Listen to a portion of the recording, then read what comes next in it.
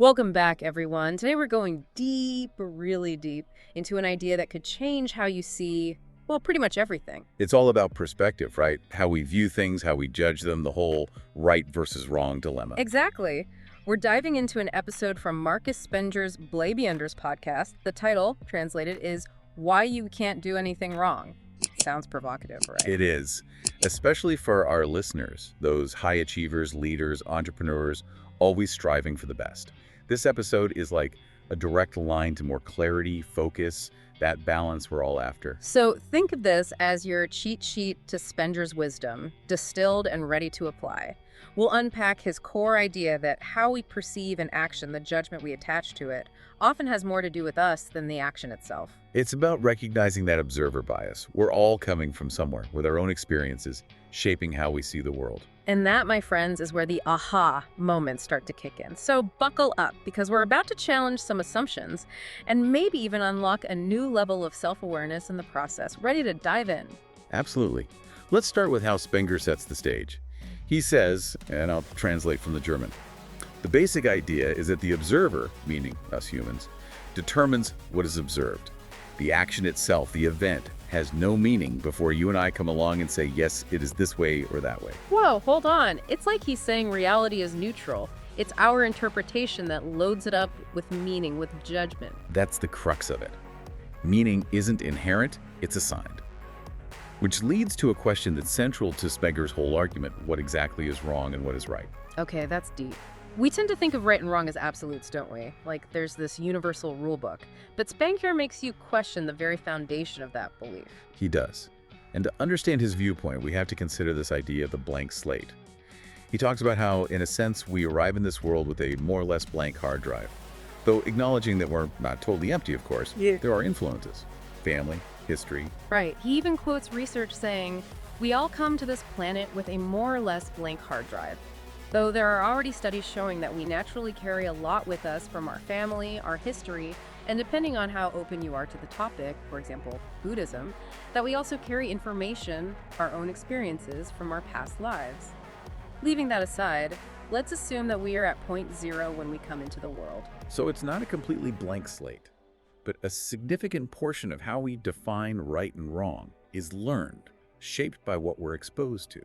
Like those social constructs we talk about, those shared agreements that create our reality. It makes you think how much of what we consider absolute truth is actually just our own programming.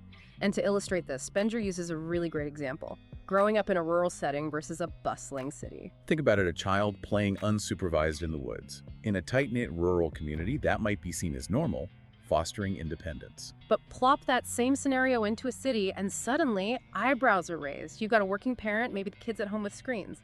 Totally different context. And this is where Spenger highlights the contrast in reactions. Here, the observer would say, yes, it is wrong to spend so much time in front of social media or whatever.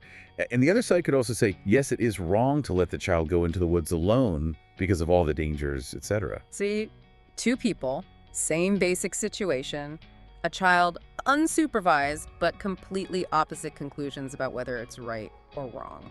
All because of their background, their beliefs. It's powerful, right? This realization that our upbringing, our environment, it colors everything. Once you see that, you start to question those knee-jerk judgments. You approach things with more nuance. Which brings us to that inner critic we all know, and let's be honest, sometimes hate. That voice that loves to chime in when we're second-guessing past decisions. Yeah, Spenger gets into that. He points out how much easier it is to be the Monday morning quarterback. Right. To be wise after the fact. He says, it's always easier to be smarter in hindsight than at the beginning when making a decision. You made a decision, and whether it was right or wrong, however you define, that for yourself you will only know after you've made the decision. Talk about hitting the nail on the head. We make the best call we can in the moment with the info we have. It's only later, seeing how things played out, that the shoulda, coulda, wouldas creep in. And our values, our deeply ingrained beliefs, they're the fuel for that self-criticism fire. He even mentions some upcoming content he has and his masterclass for anyone who wants to really dig into those internal frameworks. It makes me wonder, how often are we judging past decisions based on the outcome instead of the intent we had when we made them? It's a trap so many of us fall into, that hindsight bias. But Spenger offers a way out, a totally different perspective. This is where his main argument comes in. Hit us with it. What's the alternative? He states, and I'm paraphrasing here, you can't really do anything wrong in the moment you do it, assuming that what you're doing in that moment also had a positive intention. Okay, unpack that. Positive intention. That feels crucial. It's not about every action leading to a perfect outcome or everyone loving your choices. It's about the motivation behind the action. If your intention was positive, aligned with your values in that moment, then at a fundamental level, you weren't trying to do something wrong. So even if things go sideways, if people criticize, knowing you acted from a good place, that changes how you see it. Less self-judgment, more self-compassion. Exactly. And he clarifies this by saying, then comes the environment, which reacts to your actions, and then the stamp is put on it that says right or wrong. Yeah. So yeah, the world will react, there'll be consequences. But that initial intention, that's what matters most. It's like he's saying, take ownership of your intentions, and the rest, well, it's part of the process. And for our listeners who are often making tough calls, this is huge. It takes the pressure off, allows for more decisive action. Less fear of making the wrong move, because in a sense, if your intention was right, you already did the right thing. I love that. So wrapping up this deep dive into Spenger's wisdom, it's all about the power of intention. Take a moment today, folks. Think back to some decisions you made and ask yourself, what was your intention? And here's something to ponder. How would shifting your perspective on right and wrong, placing more emphasis on your positive intentions, empower you? Could it lead to more decisive action, more self-acceptance? It's a powerful lens to view your experiences through. Powerful indeed.